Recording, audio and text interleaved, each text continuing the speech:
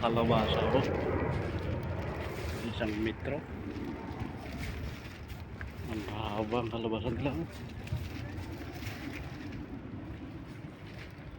Yun, ang laki yung nandun.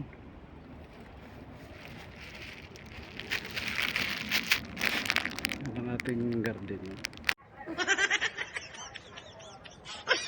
Bago natin ituloy ang video na ito, kung bago ka lang sa aking YouTube channel baka pwede makahingi ng like at subscribe at click mo na rin ang notification bell para updated ka sa aking nilalabas na bagong video. Salamat po.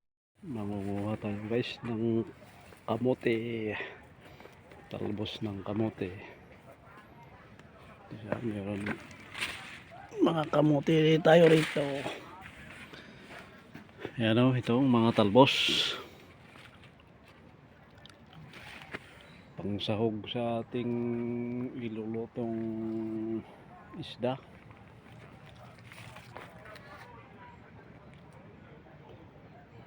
At kukuha din tayo ng talbos ng sitaw. Ayan, ito mga sitaw, masarap na isama din sa inihaw na isda o kaya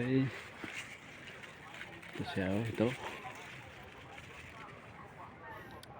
pang sahog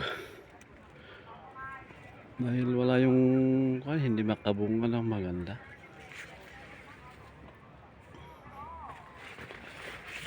Ayan, may bunga pang, kaya kunin natin ng mga talbos. Ang daming bulaklak. Kaya lang hindi maganda ang kanyang bunga. Ganyan. Parang ano siya, walang laman. Kaya talbos ang ating i-harvest dito.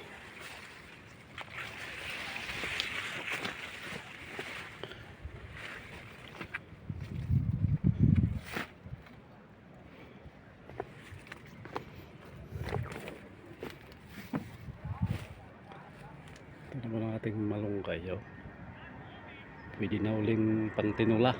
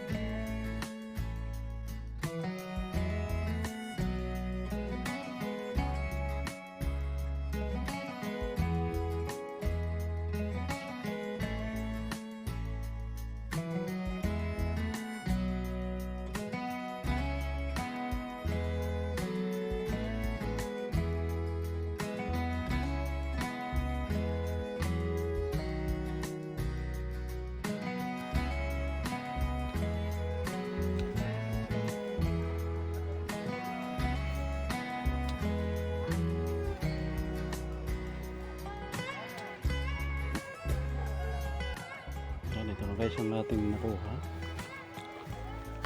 Ito ay talbos ng sitaw at talbos ng kamote.